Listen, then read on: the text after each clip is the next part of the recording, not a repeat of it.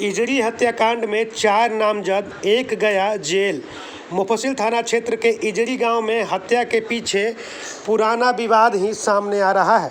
इस घटना में घायल युवक प्रदीप यादव ने जो बयान दिया है, उसके मुताबिक वह तथा सत्येंद्र यादव बाइक पर सवार होकर बाजार गए थे और वापस लौट रहे थे। इसी बीच पहले से घात लगाए परशुराम पाठक व अन्य ने छत से ही गोलियां चला दी, जिसमें सत्येंद्र यादव को 4 गोलियां लगी, जबकि एक गोली उसे छूते हुए निकल गई।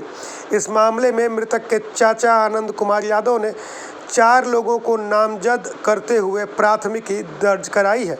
एसपी मनीष कुमार ने बताया कि जिन 4 लोगों को नामजद अभियुक्त बनाया गया है, उनमें से एक परशुराम पाठक को जेल भेजा जा रहा है, जबकि 3 अन्य की गिरफ्तारी के लिए प्रयास जारी है। मासूम के सर से उठ गया पिता का साया। जिस युवक सत्येंद्र यादव की हत्या हुई है, वह अपने पूरे परिवार के साथ प्रयागराज में रहता है।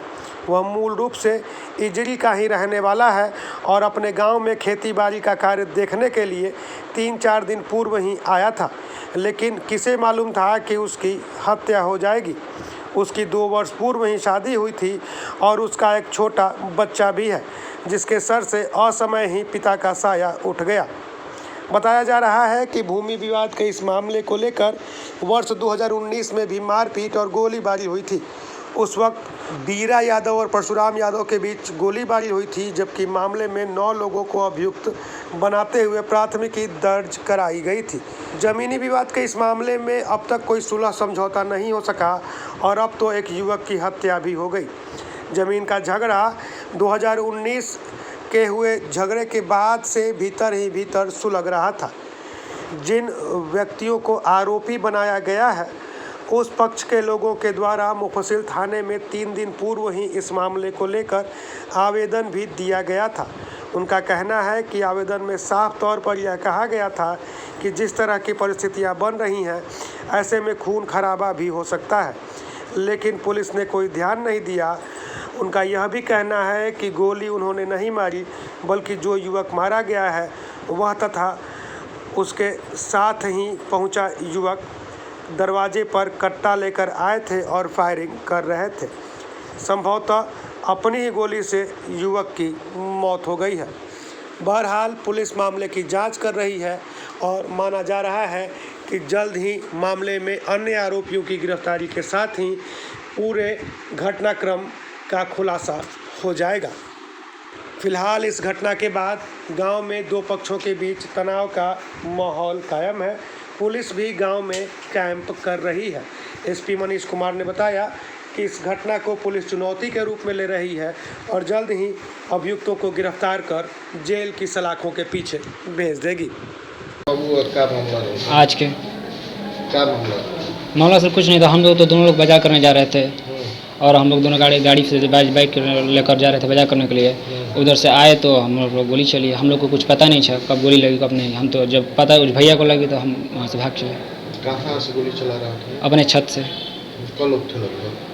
6 या 7 से ऊपर ही लोग थे। कितना गोली चली?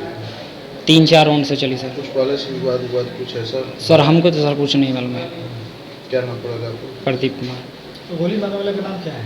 कीर्तन पाठक, रमावतार पाठक, हैप्पी पाठक, उनके पिताजी का नाम परशुराम पाठक और बाहरी लोग थे।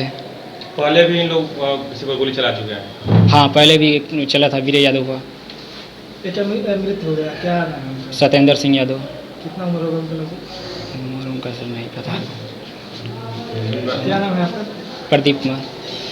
इस घटना के बाद स्थानीय लोगों में यह चर्चा है कि भूमि विवाद के मामले सुलझाने की बात भले ही राज्य सरकार कहती है और हर शनिवार को भूमि विवाद सुलझाने के लिए थाना स्तर पर बैठकें भी की जाती हैं, थाना स्तर पर जनता दरबार भी लगाया जाता है, लेकिन धरातल पर किसी भी भूमि विवाद को सुलझाने के लिए पुलिस प्रशासन तत्पर नहीं दिखाई देती।